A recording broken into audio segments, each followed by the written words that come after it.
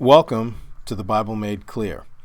So we have been walking through the Epistle of James, and we have come to chapter 5, which I guess I would call a strong warning to the oppressive rich. This section is verses 1 through 5 of James 5. So let me read it to you, and then we'll jump right in. James says, "Come now, you rich, weep and howl for the miseries that are coming upon you. Your riches are corrupted, and your garments are moth-eaten. Your gold and silver are corroded, and their corrosion will be a witness against you, and will eat your flesh like fire. You have heaped up treasure in the last days. Indeed, the wages of the laborers who mowed your fields, which you kept back by fraud, cry out, and the cries of the reapers have reached the ears of the Lord of Sabaoth. You have lived on the earth in pleasure and luxury. You have fattened your hearts in the day of slaughter. You have condemned, you have murdered the just. He does not resist you." So this is very, very strong language from James. So I think this is probably as much of an in-your-face confrontation as possible through any of the New Testament epistles. And James doesn't pull any punches here as he warns of a coming judgment on those who have wealth and utilize it to oppress the poor. Now look, these are not honest and charitable possessors of wealth that James is talking to, living the way Christians should. They're living in an opposite way, because the reality is that being rich is no sin. But it can be a problem because with wealth comes some very deceptive allurements. Wealth is only a problem if we look at three areas. First, if it's acquired through some form of evil or corruption. That is the start of the source of a problem as far as wealth is concerned. Second, if it deceives the heart into this fantasy that somehow the riches are more important than God, then that's going to have a driving factor in how they're managed. And then third, obviously, if it's used in a way to oppress and control others because of the power that oftentimes comes with wealth, as well as the influence. So, regarding money and wealth, I mean, Jesus spoke a lot about money and its concerns through direct teaching, and also he had a number of parables that reference this. So, look, God knows that money is a big concern for everybody, because it promises security in this life, and we naturally look for security in this life in one way or another. I think everybody does in that way. We can be tempted as Christians to trade trust in God for trust in money, but we can't have both. Now, Jesus made it clear about that in particular. He said, "No one can serve two masters, for either he will hate the one and love the other, or else he will be loyal to the one and despise the other. You cannot serve God and mammon, or money, is effectively, and that's Matthew 6:24. Now, it's not that it's difficult, Jesus said, to serve two masters. It's just not possible. We can only be loyal to one, not two. I mean, loyalty by definition is really a hierarchy.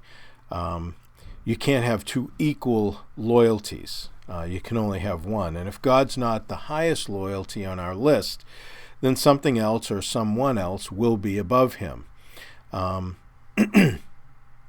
When Jesus said, you'll hate the one and love the other, because when you love one, in contrast, your loyalty should be so high, the other, in contrast, should be viewed and will be viewed ultimately as hate. And it's the same. If you are loyal to one, the one that you are not loyal to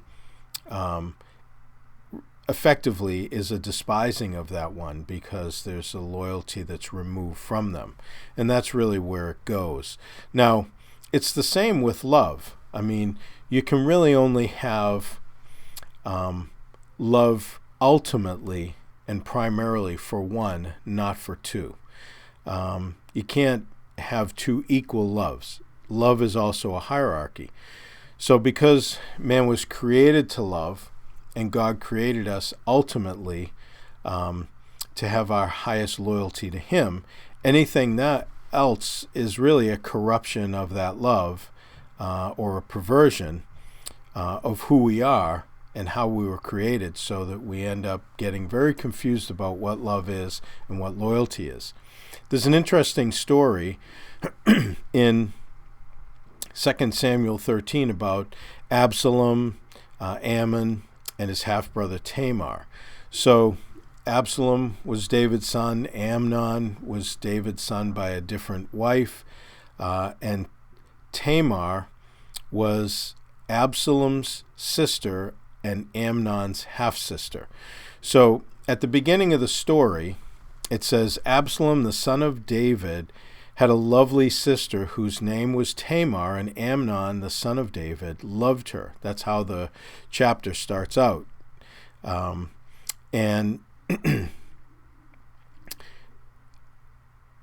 Which is actually should be 1 Samuel 13, I believe. Though anyways, through deception and deceit, he ended up, it would be 2 Samuel. Through deception and deceit, he ended up raping her and shaming her. Amnon did. So in the end, it says that then Amnon, this is after he ended up raping her and forcing her. When she begged him not to, she said, just go to, David, the king, and he'll give me to you as a wife, but don't do this thing. But he didn't listen to her. He just let his lust take over. And it says, then Amnon hated her exceedingly, so that the hatred which he hated her was greater than the love with which he had loved her. And Amnon said to her, arise and be gone. Basically, go. That's 2 Samuel 13:15. Now, it's actually a terrible story, and it has some ongoing devastating effects in the life of David's family. But the point is that we can love, but if our love is not for God first, the love becomes perverted and corrupted along the way, because it's used differently than it is designed by God when he created us and gave us that, that emotion and that characteristic. So all characteristics and emotions that we have to be exercised in submission to the will of God, or they will be in submission to something else, and normally that will be our own sin nature. So it can't be both at the same time. I mean, we've learned that through the law of non-contradiction. You can't have two things that are opposite and true at the same time in the same sense. So I can't be equally as loyal to God as I can be to my own sin nature. I got to deny one of them, right? Which is really what Jesus said we have to do as disciples. So God has designed a place for these emotions that I have and these characteristics. When we use them apart from his will, then it's a disaster, just like the story that I just told you. Sex is designed for marriage. I know that we live in a culture where, everybody thinks that they should be free to have sex with everybody else, and it's just pretty much out of control. But God gave us that gift, but he also told us how to use it and where it should be used. So when it's used outside of marriage, what can be a blessing becomes a disaster. In your house, if you have a fireplace, that's the place for the fire. The fire is fine when it's in the fireplace, does exactly what it's designed to do, warms your house. However, when you get the fire outside of the fireplace, it's going to burn the house down, and that's the problem with sexual sin. If it's used outside of the fireplace, outside of marriage, in other words, the place that it is intended to burn, then it's going to burn everything else it touches down, and that's what happens. And many lives have been burned down by sexual sin, and it's no different with money. Money can corrupt a person very easily if it's not acquired, viewed, or used as God has designed it to be used. And people tend to see money as the solution to all of life's problem and an end of all their care and worry. But nothing really could be further from the truth. Look, if wealth was the solution to problems and the thing that created the biggest balance in people's lives and their happiness and everything else, the Hollywood crowd would be the most well-balanced, self-controlled group on the planet, and it's the opposite. So money does not equal what people always think that it is going to equal. In other words, people think that money is going to be the solution to all life's problems, and yet many times money is the downfall of their life. And we need to remember, and what's interesting about that is that, we say, look, the definition of insanity is to continue to do the same thing over and over and expect different results. Well, if I keep banging my head against the wall and I get a bruise on my forehead, if I come in the next day and try it again, if I keep doing it, and everybody that does it gets a bruise on their forehead, it tells me that maybe that's going to be the result. Now, we watch what money can do to people. And this is not anti-money. I'm not against wealth. I am very thankful for the wealthy Christians that God has put out there, the ones that use it rightly, because it can be a great help to His work here.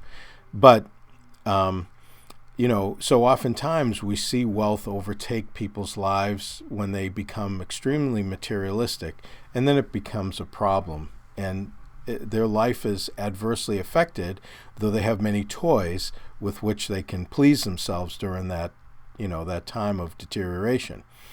But money is a means. Unfortunately, all too often, people have a tendency to treat it as an end when it's only a means to something. Paul bottom lined this issue when he said, "The love of money is a root of all kinds of evil, for which some have strayed from the faith in their greediness, and pierce themselves through with many sorrows." That's 1 Timothy 6:10. So money is a root from which various kinds of evils can grow. And people want money to live in luxury and ease and pleasure. I understand that. At times, to obtain it, unfortunately, and maintain it, there are many terrible things that people will do, and it causes them to fall into a multitude of sins just to maintain that. Most public corruption, most crime in government and all that's discoverable. I mean, we always say what? Follow the money. You want to find out? I mean, most crime, follow the money. Government corruption, follow the money.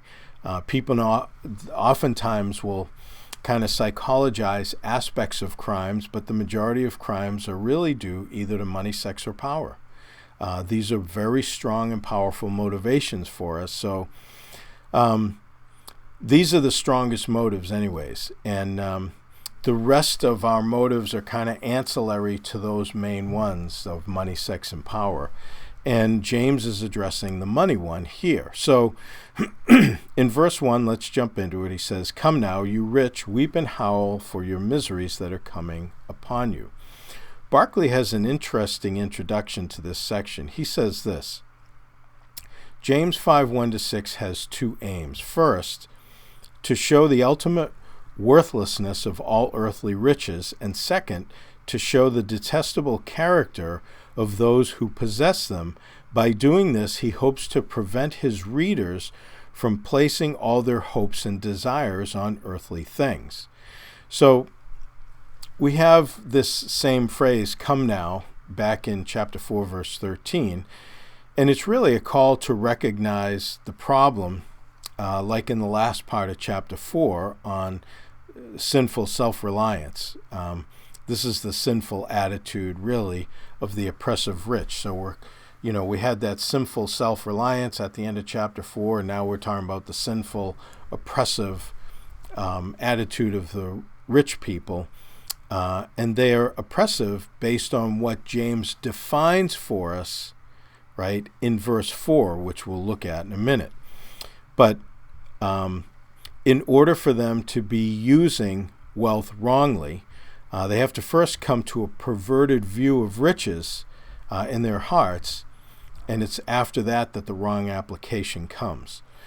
As we'll see in the following verses, all that people look to in the world as promising and permanent luxury and security is going to end in decay, because the world is passing away and its lusts are, John tells us, right? 1 John 2. So the material things we tend to value in the world really has no eternal value in the next world. What will be the result of people that trust in them? They'll weep and howl, which are expressions of great sorrow and outcry. Why? Because miseries are coming. Miseries means distress, trouble, and they're coming upon those who embrace them, these riches, and use them wrongly against others. So let's look at verse 2 and 3. James says, "Your riches are corrupted, and your garments are moth-eaten. Your gold and silver are corroded, and their corrosion will be a witness against you, and will eat your flesh like fire. You have heaped up treasure in the last days."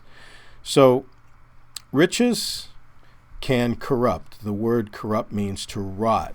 And James isn't saying that they will, but the language is that they already are corrupted. So likewise, their garments, he says, are moth-eaten, and their gold and silver are corroded. So the words in the verses are in a tense as if it's really already happened. So the riches, in a sense, have rotted, their garments have become moth-eaten, and their gold and silver has rusted. But how is that? Because wealthy people use riches, they have the most expensive garments, and they possess gold and silver. I mean, they wouldn't have this stuff if it was no good. So these things can't both be ruined and not ruined at the same time in the same sense, right? Law of non-contradiction. So it's really going to be prophetic of what is coming. God sees it as done, right? So verse 1, where it says, "are coming upon you." At that time, the riches, the garments, the silver, the gold, when the judgment comes, will have lost the value and be worthless, as though it's nothing more. For example, the gold and silver is rusted iron. So when it occurs, it'll be a witness against them and eat their flesh like fire. In other words, it's going to be painful. So the Cambridge New Testament has a comment here. It says, "The underlying image suggested is that the rust or canker," which is the Old King James term for corrupt, "spreads from the riches to the very life itself, and that when they fail and leave behind them only the sense of wasted opportunities and the memories of evil pleasures, the soul will shudder at their work as the flesh shudders at the touch of fire." Again, pretty interesting comments there. But now, look, I think we need to understand, if God wanted to judge these people at that time, then he would have executed a judgment and then it would have been done. But these are warnings so that repentance can be exercised, because God delights in mercy. We found that earlier in James. James has previously told us that humility is necessary to receive the grace of God that he offers. So mercy is always on the table until judgment falls, because obviously mercy is not getting the judgment that we deserve. So believers can end up in a situation where their wealth ends up owning them instead of them owning it. And it's really a warning to all of us. My pastor has said countless times, Pastor Randy, he says, though poverty has slain its thousands, prosperity has slain its tens of thousands. The problem with those even that are poor is that they can trust in riches as a solution to life as somebody would trust in God, even though they don't have the riches. They can believe that if they had them, that is the solution to their life's problem. And this reveals really the same heart attitude as a rich person. Only the opportunity for gaining the wealth is not there. So it really becomes an issue on the inside before it's manifested outside. And the concern when a warning like this is given is, will it be received?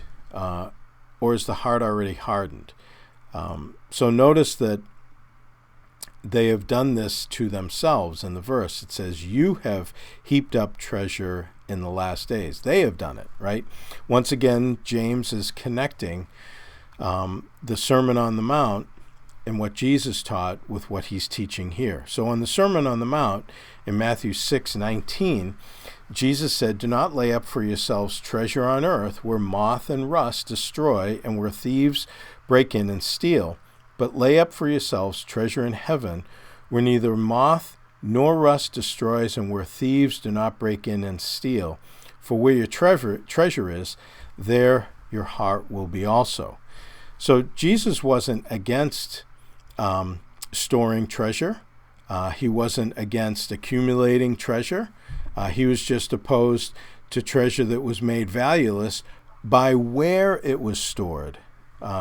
So James is dealing really with the same issue. So storing treasure here will be temporary and valueless in the end, but sending it to heaven gives it an eternal value. So where we store our treasure is an indication, really, what Jesus said is where our heart is at in that regard. I already mentioned in previous teachings the man who gained wealth and planned his future apart from God, the guy that built the bigger barns to store his massive wealth, and he said, soul, eat, drink, and be merry for years to come. The folly of this guy was that he calculated his future on earth apart from God, and his life was ended that same night when he told himself that he had a great future ahead. So, look, and again, the previous teaching where we had the sinful self-reliance James was talking about in chapter 4, obviously, we had talked about that parable then that Jesus gave, because we are not supposed to plan our future and leave God out, because we want to have our future guided by the will of God. And I've seen a lot of people store up massive wealth for themselves for their retirements. They plan a life of luxury in their future, but many of them don't live long enough to enjoy the money. When I worked at IBM in the 80s, I would see these guys that plan their whole life retirement. They would retire, and a couple of years later, they would be dead. It was very sad to watch. And, though there's a lot of reasons why they did not survive, the bottom line is that everything they built up was left to somebody else. And whether, their health fails or some other reason why they can't enjoy it, sometimes people don't pass away. Sometimes their health fails to a point where it doesn't really matter how much money they have, because they can't spend and enjoy the wealth that they have, and it becomes a witness against them. Now, this is not against, storing up and preparing for retirement and all that. I think that, it's wisdom to do that. If you have that capability, I think you should do it. But it all has to be in balance here. And it can be all for nothing unless we follow God's will and store treasure in heaven. If we store it all here, that's foolishness. So you'll never be able to outstore God, in a sense. If you want to send it all ahead, that's fine. If you want to have some balance here and responsibility to family needs and everything else, again, everybody has to manage that differently, but they should be managing it according to the will of God for their life and what God has planned for them. So it's a heart issue. It's really not a numbers issue.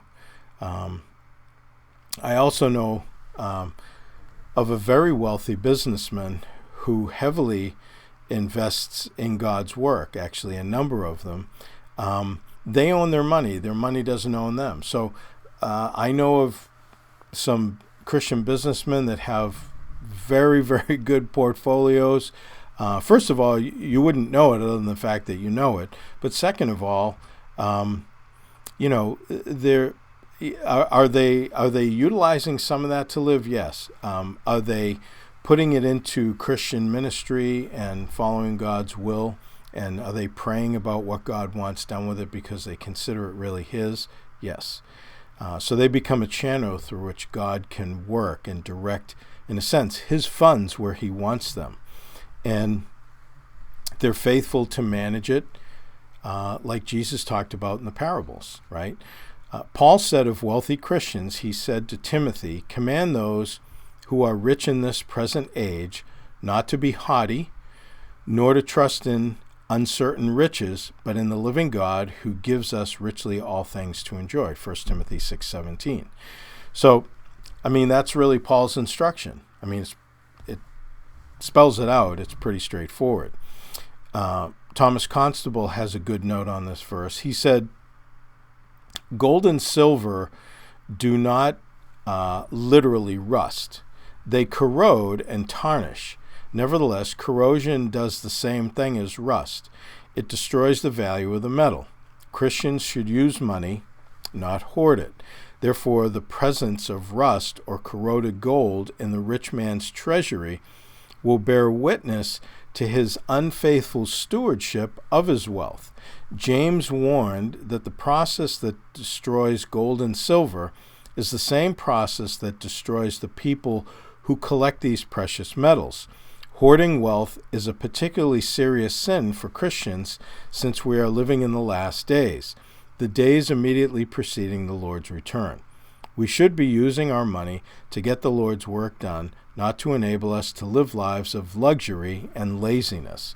And unfortunately, I do know some Christians that are saving up a lot because they don't want to work anymore. They don't want to do anything, and that's not the right attitude to have. So, again, that's what Jesus talked about too, though. He talked about making sure that we don't just bury stuff in a napkin and not do anything with it. One of the parables that Jesus told about how He wanted His stewards to invest the money, and one of them didn't invest it at all. He just let it sit there. But today, our culture is so self-centered. Many of the wealthy people, even those that go to church, are trying to live the life of the celebrities. And unfortunately, a lot of people in churches would like to live the life of celebrities by making a theology of it. That's not a good thing. The difference between these two is not the amount of wealth they have, but the place it has in the heart and how it's used. So you have wealthy people, but then you have wealthy people that try to use the Bible to bolster why they should have it and have more and everything. And the difference may not be what the numbers of their bank accounts, but it's really where their heart's at. Paul is the model and ideal pastor to me. He didn't see people as dollar signs or a means of gaining personal wealth. What an indictment against those who are profiting off God's people today. On the contrary, Paul told the Ephesian elders in Acts 20:33, he says, "I have coveted no man's silver or gold or apparel." So Paul is saying, look, my motivation was never to take anything from you guys. It was only to give. And this should be the motivation of everybody in Christian ministry. God's people are not dollar signs. They're God's sheep purchased with the precious blood of Christ, and they belong to Him. They don't belong to anybody else. No one has a claim on God's people, and Paul made it clear to the Ephesian elders in Acts 20, which brings us to verse 4, which is why James has this strong indictment against these people. He said, "Indeed, the wages of the laborers who mowed your fields, which you kept back by fraud, cry out, and the cries of the reapers have reached the ears of the Lord of Sabaoth." So deducing from James' rebukes here of these wealthy people, they were getting wealthy basically by cheating their laborers. They were being unjust. Anyone who takes advantage of others in any way is not only committing a sin, in this sense, they're stealing from them. They're holding back by fraud. So money worked for and owed that is kept back is really pure corruption. The rich can easily take advantage of the poor. We know that, especially in this culture that James was talking to. But it's been a problem as far back as recorded history that many times the wealthy are taking an unfair advantage of the poor. Doesn't always happen. Not all rich people take advantage of poor people. Unfortunately, this is kind of a mantra for the socialists today, and they try to foist it on an ignorant public, saying that all the wealthy people are bad people. What the public doesn't seem to grasp many times today in our culture is that the people that are crying out against the wealthy people are like the 1%ers. But they just avoid talking about that. The hypocrisy knows no ends. But it is a tendency for wealthy people to take advantage of poor unless there's some accountability structure put in place.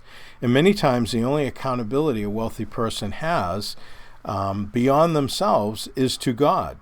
And if they ignore that, corruption isn't far behind, because the only thing that they're going to be loyal to after that is their sin nature.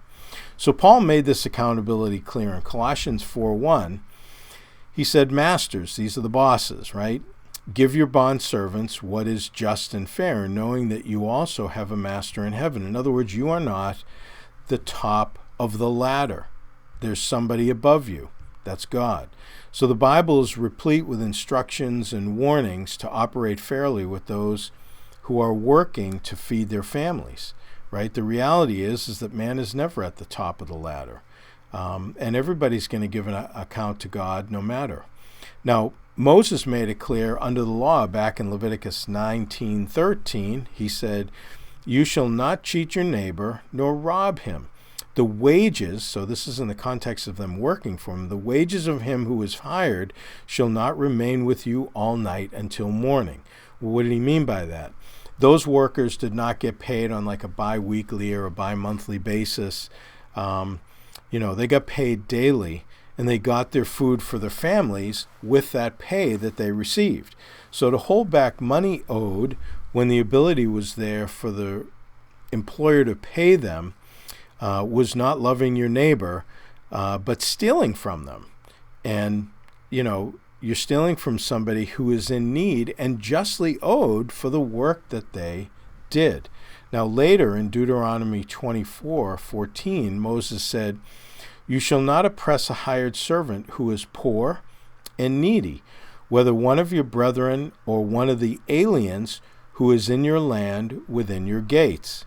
Each day you shall give him his wages, and not let the sun go down on it, for he is poor and has set his heart on it, lest he cry out against you to the Lord, and it be sin to you."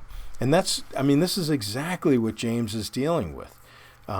So he's taking these principles right out of the law and saying that this is what these people are doing. So James obviously was very, very familiar with the Old Testament, and he's bringing it in and basically making it an application. He's pulling the principle out of the Old Testament because the Christians aren't under the Mosaic law, under that covenant, but then he's using the principle for application with these people. We got to remember, God brought judgment against Israel for the oppression of people by those in power. Later in Jeremiah 22, verse 13, God said, "Woe to him who builds his house by unrighteousness and his chambers by injustice, who uses his neighbor's service without wages and gives him nothing for his work." These are terrible sins, obviously, and this kind of greed and corruption steals from those who need it the most. And this is caused by a lack of accountability to God, and specifically ignoring the strong principles in the Word of God that talk about this so much. So these reapers that James is talking about have cried out to God, and God has heard them. Now, I find it interesting that James refers to God as the Lord of Sabaoth. That word means hosts or army. We read in the Old Testament the Lord of hosts or Jehovah of hosts, and it means Jehovah of armies, or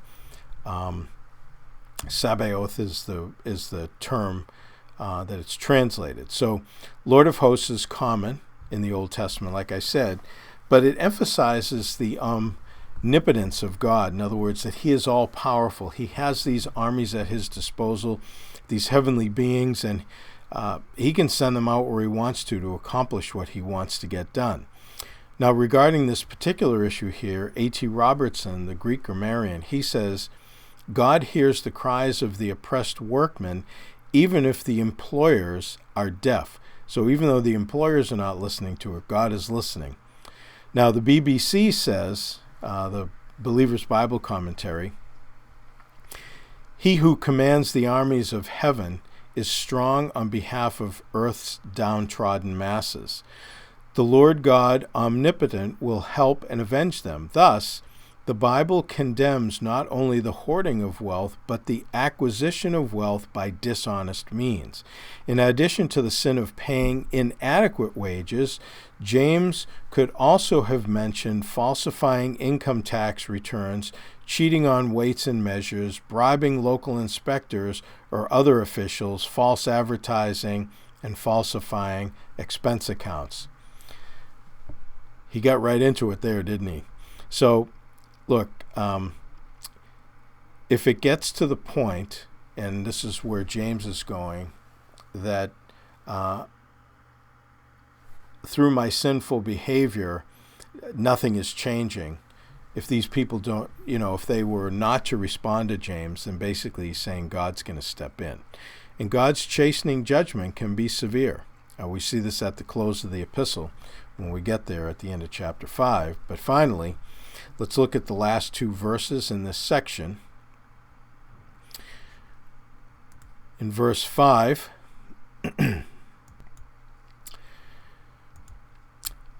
James says, "You have lived on earth in pleasure and luxury. You have fattened your hearts as in the day of slaughter. You have condemned, you have murdered the just. He does not resist you." This is so strong. So to be in this position James is rebuking is obviously a terrible place to be. This condemnation, we need to remember, you can't separate this from the context. In other words, not all luxury is evil, and God is not against people having pleasure in their lives or anything like that. The context shows the wrong way in which pleasure and luxury should be exercised. So, there's a context here. Since they have been oppressive, these rich people, and abusive to the poor, the rich are effectively fattened their hearts as in the day of slaughter. In other words, they prepared themselves for the coming judgment. Isaiah and Amos had very similar harsh words to say against those who were in positions of wealth and power that took advantage of the poor in their day. So, look, the bottom line here is this should never happen in Christian circles. Yet it does more often than we'd like to imagine. Being a Christian does not exempt us from living wrongly, which is why most of the New Testament is corrective in nature.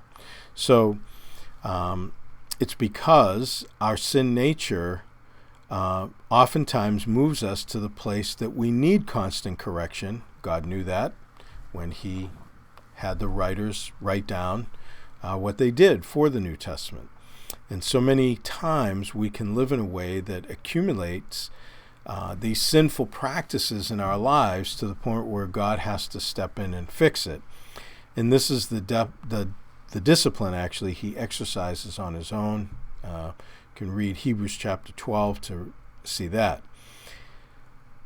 As in a senseless animal, as they eat their hearts to their heart's content, not knowing they're being fattened for slaughter, we too can do the same thing as we accumulate sinful practices. The final sentence is a strong indictment against these wealthy people. James is not pulling any punches here.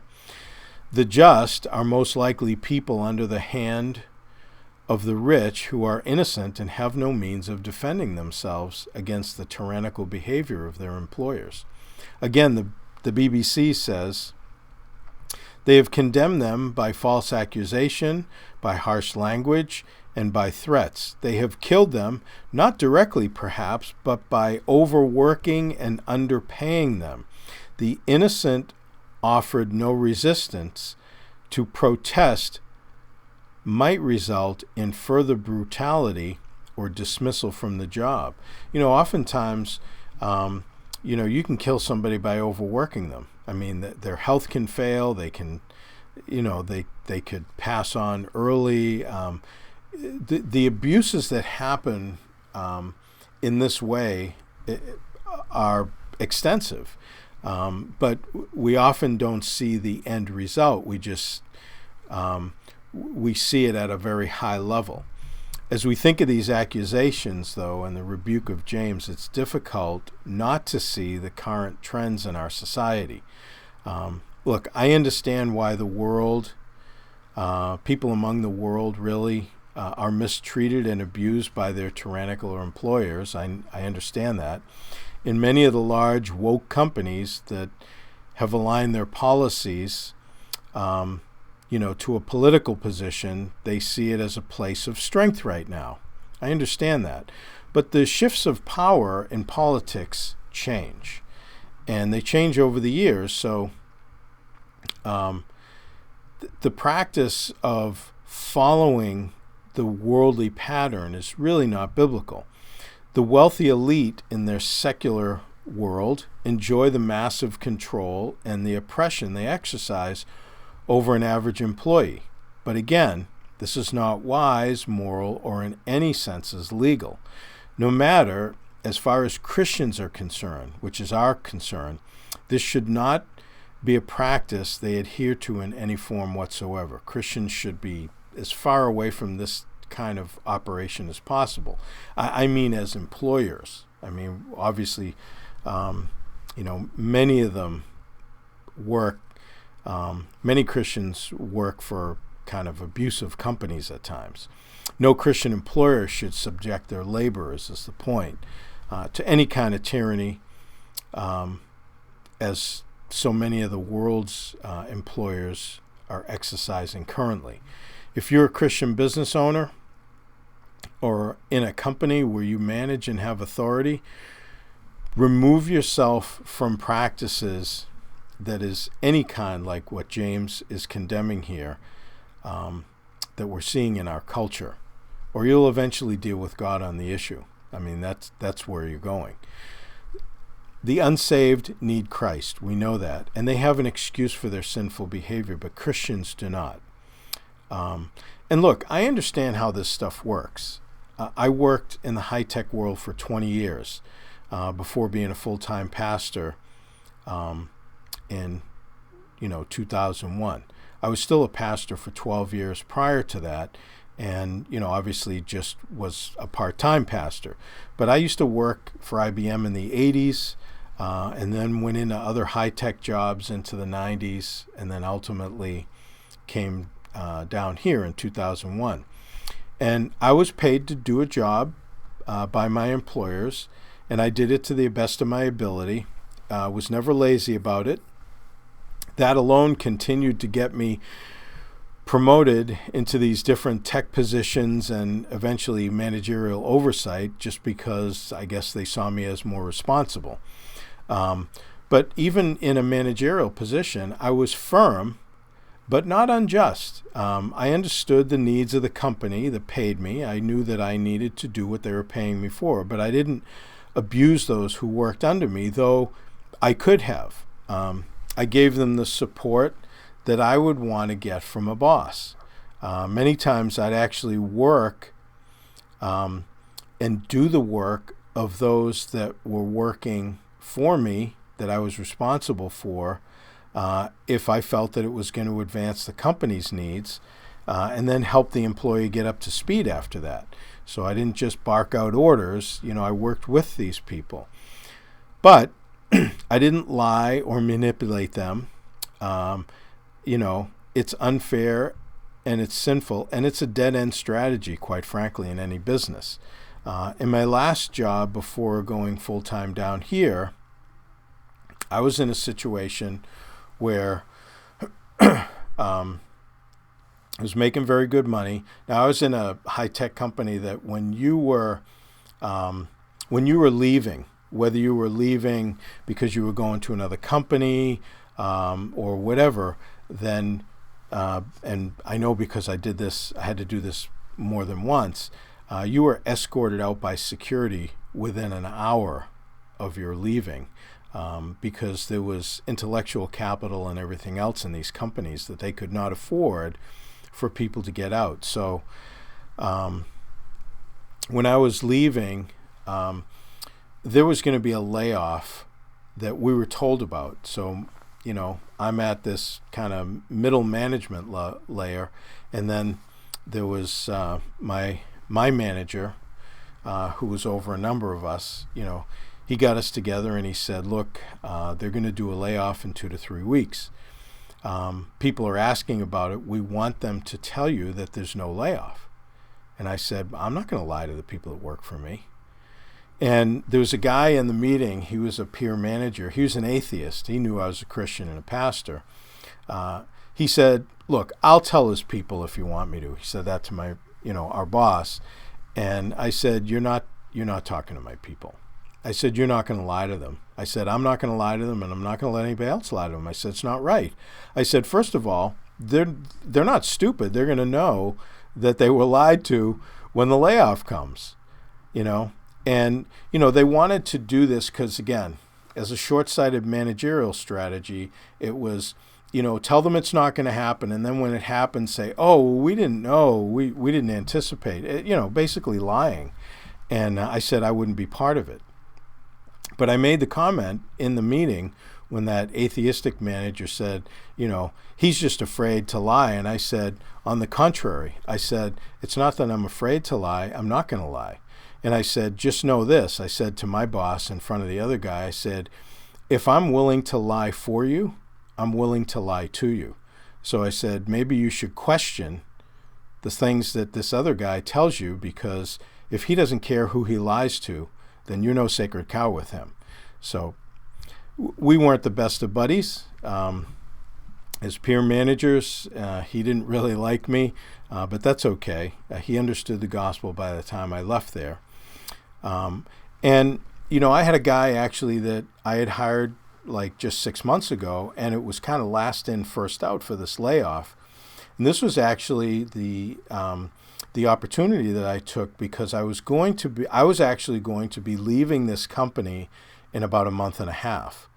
And so I went to my boss and I said, look, I said, I want you to lay me off and keep the guy I just hired. He goes, lay you off? He goes, why would I lay you off? And I said, look, in a month and a half, I'm going to leave anyways. He goes, where are you going? I said, I'm going to be a full-time pastor. So he said, look, I don't even know if I can do that, Scott, because he said, I don't know if you qualify for the layoff. He said, I'll ask my boss. So he asked like the division manager, which goes from like, New England out to Ohio. And so he got back with me and he said, Scott, I talked to my manager, the division manager, and he said, why are you laying off the manager under you that has the best numbers in the division? He said, what's that all about? And I said, hey, if I knew that my numbers were that good, I would have asked you for a raise. But anyway, so we talked it through, and he said, look, they're willing to do that, because I told him, I said, look, this guy that I hired, I said, he's good at his job. He's a good employee. He's married. He's got small kids. I said, there's no reason to lay him off. You will lay him off, lose me, and then you'll be wishing that you had him back. I said, it's just a better strategy. And I said, look, you'll also help me, because I know people getting laid off will be paid to the end of the year. And I said that would be a help to me going into ministry, to have that paycheck. So now at the time that I told him, I prayed about it and I talked to my wife, because I had some significant bonus money that was sitting on the table. I think it was like $35,000 or something for that quarter. And I realized that once I said I was leaving, they had no obligation to pay me. But I figured, quite honestly, I figured, look, it's not about the money. If I can't trust God for the money at that point, then why am I going into ministry where I'm not going to be making anything close to what I'm making, not even in the same arena, and then I'll have to trust Him then. So I did go forward. In other words, I did the right thing by the guy that I had hired, the employee, and my boss still ended up, he pushed through. Actually, it was after I left, my bonus money showed up. So, and on top of it, he paraded me around to the upper level managers in the office to let them know I was leaving. And though I figured, well, I'll be out of here in an hour now, they kept offering me, look, since you're going to be a pastor and you make less money, why don't you hang around? We'll give you, we'll give you a raise and you'll stay, you can stay another 6 months or a year and prepare for it and all this stuff. They were very, very nice. But I said, look, I appreciate it, but I have to go. So, thank God I left with a good testimony, and that was encouraging. But my point is that I'm not talking to you theoretically. I lived through all this. I was in the corporate world. I understand, I know what it's like to make a tremendous amount of money, and I also know what it's like to skimp by. I understand both sides, but we have a choice as Christians